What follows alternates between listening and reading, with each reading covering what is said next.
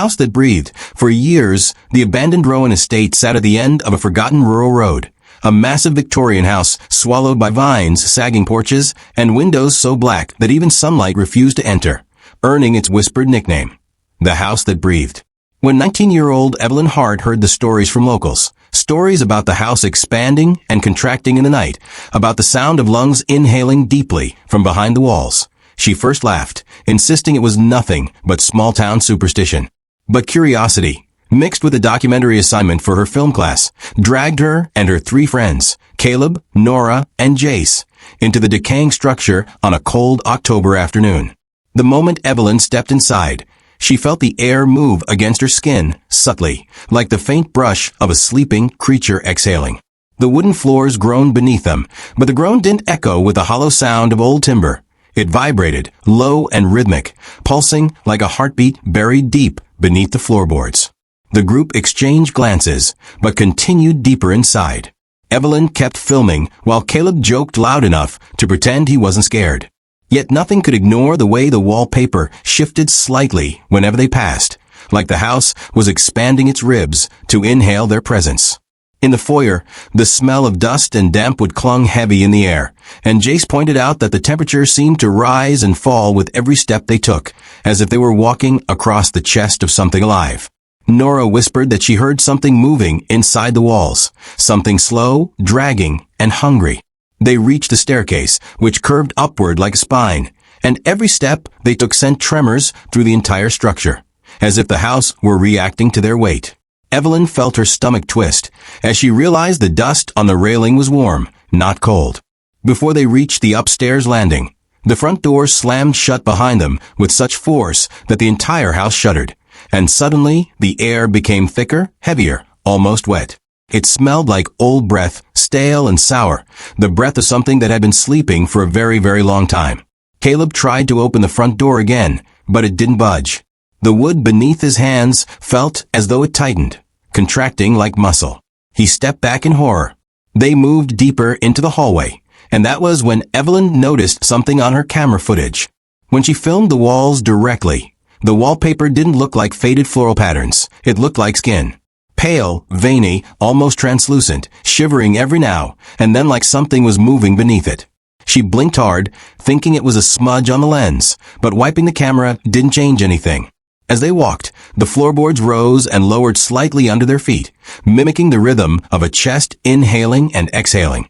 A door suddenly opened at the end of the hallway, slowly and silently. Caleb, who always acted fearless, whispered, "It wants us to go in." And for the first time, nobody laughed. Inside the room stood a single decaying bed frame, with an old mattress that curved downward as if something heavy still lay buried beneath the blankets. The walls bulged inward, then outward, not like settling wood, but like something was breathing behind them. Nora backed into Evelyn, trembling, and the moment her shoulder touched the wall, she screamed. The wall had pulsed, gently, like a heartbeat.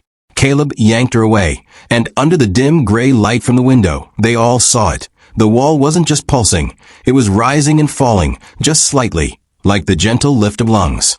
Evelyn felt her breath stop.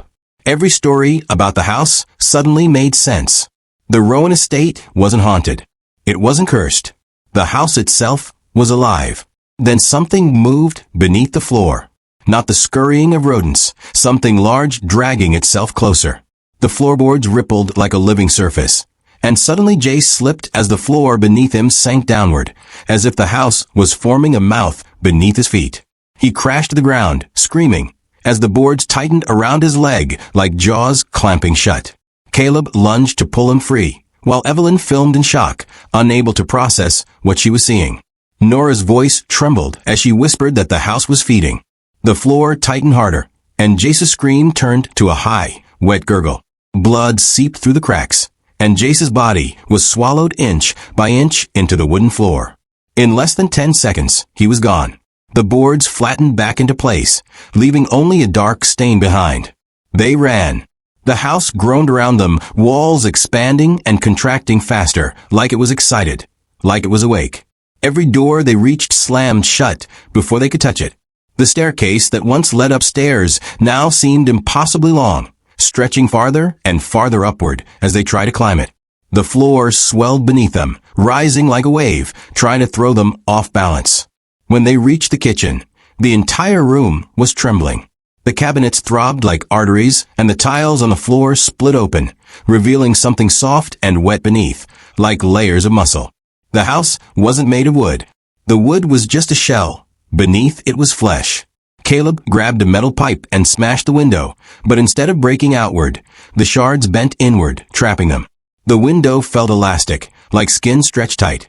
The house inhaled again, louder this time, a deep cavernous sound that echoed through every room. Nora stumbled backward, clutching her chest as the air thickened into something almost liquid, suffocating and hot. Shadows crawled along the walls, not moving with the light, but moving on their own, slithering, circling, tightening around them.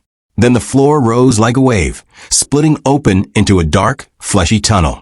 Nora screamed as tendrils of wood, no bone, wrapped around her legs and yanked her down with brutal force. Her scream cut off suddenly as she disappeared into the living floor. Caleb dragged Evelyn toward the back door, but the walls warped, narrowing, squeezing them like the rib cage of a massive animal. A long, groaning exhale rattled the entire house, shaking dust from the ceiling like falling ash. Caleb tried to shield Evelyn as the walls closed tighter, pressing in from every side. Then a long, deep rumbling sound vibrated from the floor.